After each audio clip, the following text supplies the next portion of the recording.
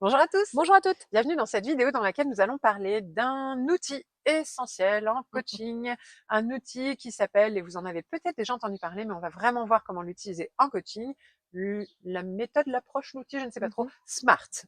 Et d'ailleurs, on l'a même un petit peu, nous, Oui, on l'a même, personnalisé, oui, puisque maintenant c'est Smarter. Smarter. Comment se fixer des objectifs Smarter. Je suis Anne Dabo, je suis coach et thérapeute de couple et co-dirigeante du centre de formation Zen Pro. Pour ma part, je m'appelle Cécile Neville, je suis psychologue et coach. Et donc, évidemment, si vous êtes coach ou que vous connaissez un petit peu l'approche de coaching, vous savez que une des spécificités du coaching, c'est d'aider des personnes à définir des objectifs pour ensuite pouvoir les accompagner dans ces objectifs, évaluer la progression, identifier les obstacles, trouver des moyens de surmonter des obstacles et ensuite passer à l'action pour pouvoir avancer petit à petit sur le chemin. Donc, Et il y a deux donc, niveaux il y a quand d'objectifs. même des Voilà. objectifs qu'on appelle alors communément SMART, Oui, des ça c'est le plus objectifs connu. SMART, c'est le plus Voilà. connu. Et vous allez voir que nous, on a rajouté une petite lettre. Deux petites lettres Deux même. petites lettres même. Donc il y a deux niveaux d'objectifs. Donc le premier objectif en début de séance, c'est de se poser un objectif À long terme. d'évolution à long terme, etc. Et même là, c'est quand même intéressant d'avoir un objectif SMART dans le sens où on pourra l'évaluer à la fin. Alors ça veut dire quoi SMART? Donc Alors, S, S comme c'est spécifique. spécifique. Donc spécifique, ça veut dire on est clair que c'est par exemple si j'aimerais gagner en confiance en moi. Donc ça c'est pas très spécifique. C'est que j'aimerais me sentir assurée pour pouvoir parler plus facilement au sein de mon couple. Donc là c'est très précis, on est dans le couple par exemple. Là c'est plus spécifique et c'est pour m'exprimer, oser m'exprimer dans mon couple. Voilà par exemple. Je vous donne un exemple, mais ça peut être encore dans plein d'autres exemples. M M pour mesurable, mesurable. pour savoir si à la fin, oui, c'est OK, j'arrive à parler dans mon couple maintenant. Et non, parce que ça peut être oui ou non d'ailleurs. Exactement. Mais en tout On cas, va c'est faire de notre mieux pour mesurable. le oui. On peut savoir si oui ou non c'est acquis. Et donc concrètement, par exemple, pour toutes les personnes qui veulent arrêter de fumer, c'est une évidence. C'est oui, j'ai arrêté de fumer, non, j'ai arrêté de fumer. Perdre du poids, j'ai atteint un objectif de soit de kilos, soit je me sens mieux dans mon corps, soit je rentre dans mon vêtement, etc. Pour des relations, ça peut être je veux renouer contact avec quelqu'un. Est-ce que j'ai renoué contact ou non avec l'autre? Mais en tout cas, c'est d'avoir quelque chose où on peut l'évaluer à la fin. Donc spécifique, mesurable. Ensuite, le A et le R, des fois, il y a complication à les différencier. Donc le A, c'est Atteignable. atteignable, accessible, voilà, c'est-à-dire que on est Je veux perdre 20 kilos, mais la semaine prochaine, c'est les fêtes de Noël. voilà. Bon, Donc alors ça c'est c'est et là même encore. nous on arrive à se mélanger. Donc atteignable, on va dire j'en suis capable. Voilà, Mm. c'est ça. Je veux perdre 20 kilos, est-ce que je pense que j'en suis capable? Donc oui. À quelle durée? Peut-être ce sera la durée qui fera le reste. Mais c'est vraiment Oui, est-ce ça, que je l'autre, me c'est sens plutôt capable? réaliste. Le réaliste, justement, le R, c'est est-ce que je peux le faire en une semaine? Bah là Ouais. non. Non, c'est pas Donc voilà. réaliste. Par contre, si je dis je veux perdre 50 kilos, bah là c'est peut-être irréaliste si je pèse 60 kilos quoi. Mm. Enfin, donc c'est pas accessible. Donc c'est vrai. Alors, pourquoi on est parti ça y est sur le poids? On a des exemples du passé. On a beaucoup accompagné des personnes sur la démarche minceur, mais si on revient à des exemples classiques d'accompagnement sur Bah, le le couple, on était parti travail, sur le couple voilà tout par à l'heure, exemple, dans la c'est vraiment relation. dans la relation de couple. Si on revient sur cet exemple-là, accessible, ça veut dire est-ce que c'est possible de changer l'autre? Non. Donc ça c'est pas accessible. Par contre, est-ce que c'est possible pour moi de créer des espaces de communication? Ça c'est possible. Donc Mm, mm. ok. Par contre, réaliste, c'est est-ce que j'aimerais qu'on puisse parler 1 heure par jour tous les jours? Bah, s'il est Bah, parti ça pour dépend. des raisons professionnelles, c'est pas du tout réaliste en fait, Voilà. par exemple, hein. Et puis si la personne elle travaille tant d'heures par jour, etc. Ouais. Bah, 1 heure par jour, c'est pas possible. Donc Mm, peut-être mm. que 10 minutes serait plus réaliste. Donc c'est accessible d'avoir un moment de communication, mais tout doit être réaliste en fonction des conditions du contexte de la personne. Et enfin Donc le T, SMAR et T, donc le temporairement temporairement défini, défini. Donc voilà. c'est-à-dire que je me donne Soit une un date de certain fin, laps de voilà, temps pour arriver à mon objectif. ou une fréquence. Comme alors, Voilà. je veux retrouver une communication beaucoup plus fluide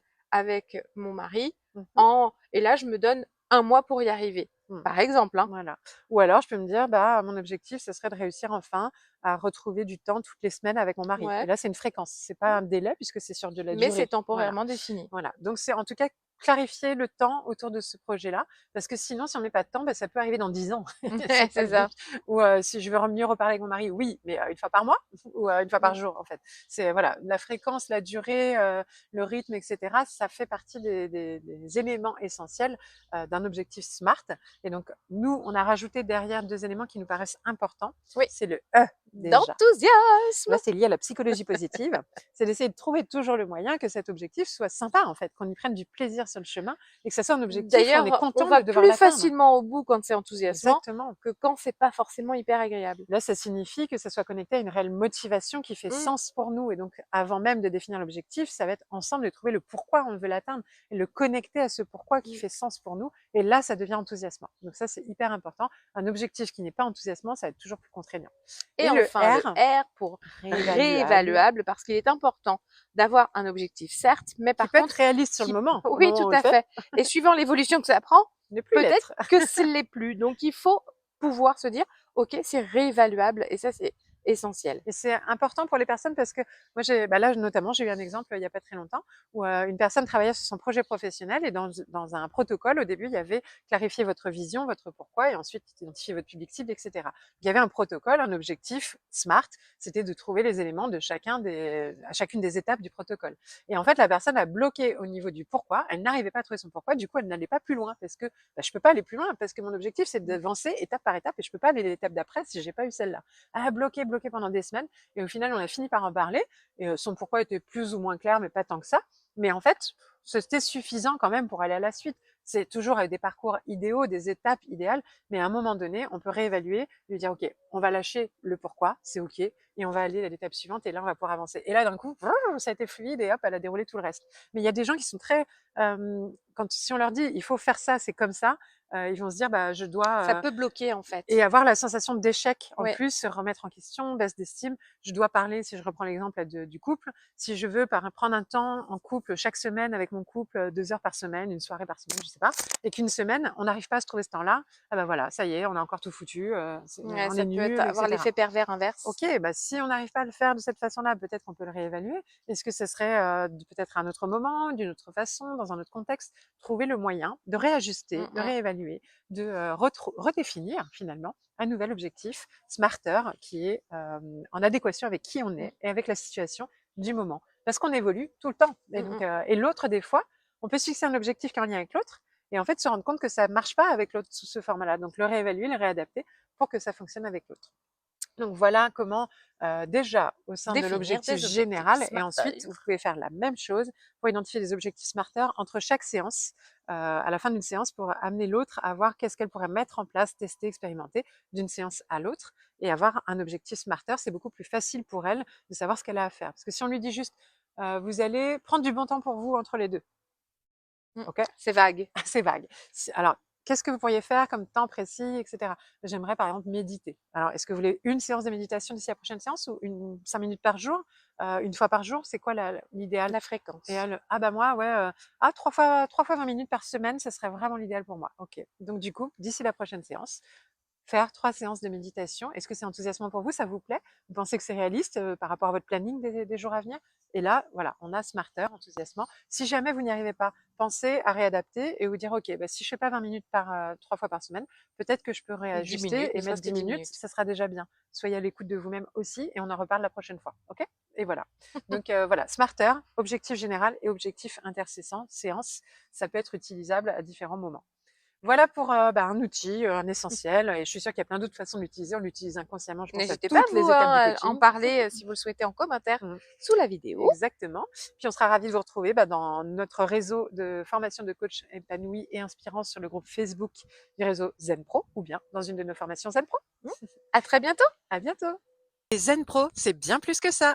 C'est aussi un centre de formation sur lequel vous allez pouvoir retrouver une formation pour devenir coach et encore d'autres des tas de formations pour découvrir des outils d'accompagnement. Des formations pour vous spécialiser en tant que coach pour enfants, pour ados ou pour parents. Et puis aussi des outils comme la PNL, l'analyse transactionnelle ou la psychologie positive qui est notre spécialité. Mais déjà, nous sommes heureuses de pouvoir vous offrir un échantillon. Une formation spécialement conçue pour vous. 3 outils d'intelligence émotionnelle à utiliser dans le cadre de vos accompagnements individuels ou de groupe que vous allez avoir offerts et à tester rien que pour vous. Vous allez pouvoir voir si du coup nos formations vous conviennent, si le format est adapté. Vous pouvez aussi venir renforcer votre réseau de professionnels au sein du groupe Facebook du réseau des coachs inspirants et épanouis. On vous dit à très bientôt. À bientôt.